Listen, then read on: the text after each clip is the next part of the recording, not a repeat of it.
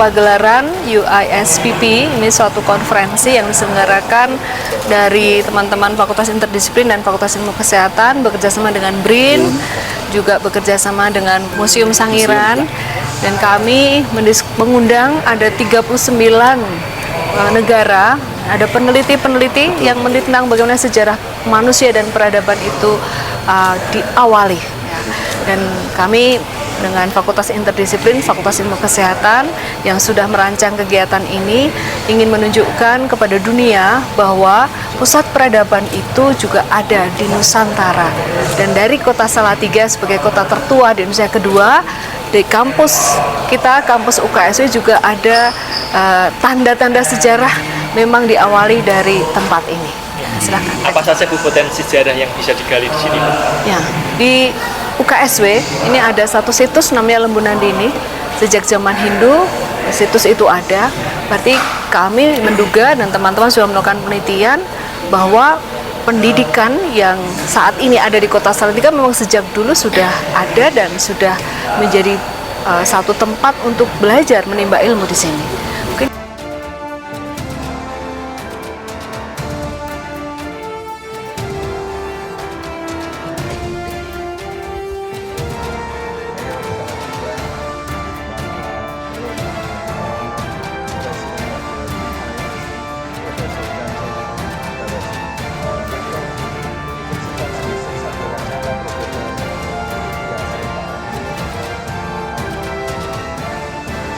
Conference dalam rangka untuk membicarakan tentu saja diskusi keilmuan terkait dengan human evolution, evolusi manusia, tentang perkembangan paleoantropologi, arkeologi, dan temuan-temuan bersama dengan para ilmuwan yang datang dari 39 negara.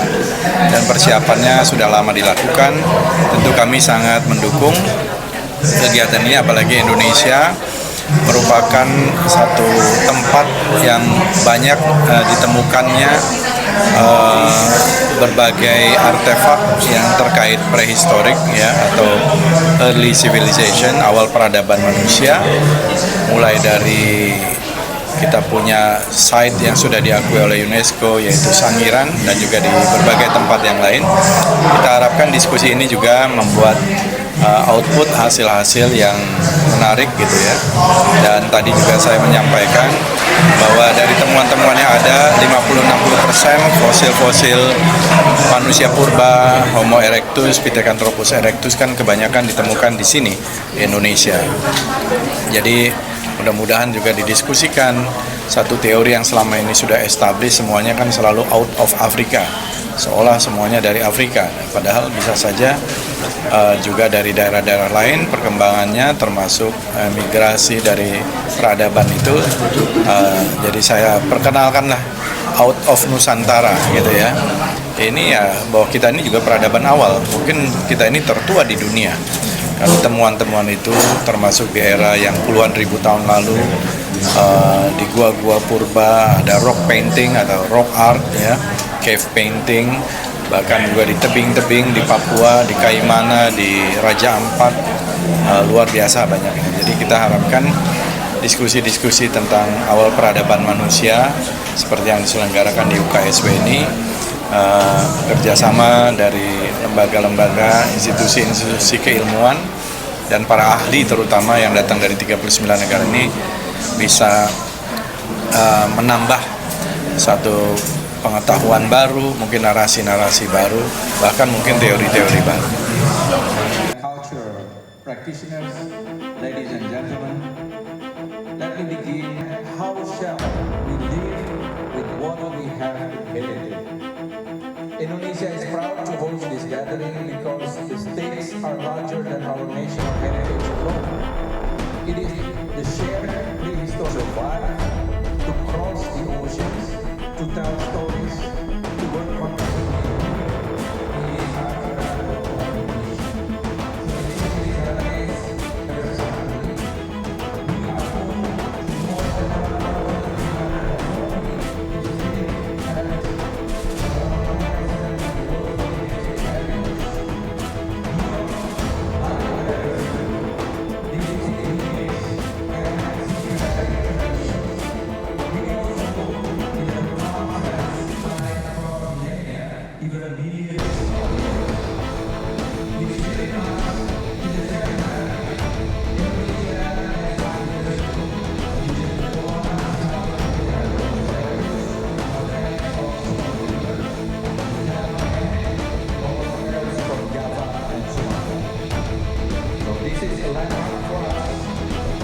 act of restorative justice, a form of historical sovereignty, as we are building an open post-colonial model where research continues here at its origin and where it is in 1996, which is being developed as World Prehistory Center. It has become a place where science meets local community heritage preservation, only with its sound policy, transparent governance, and community empowerment. So I call upon the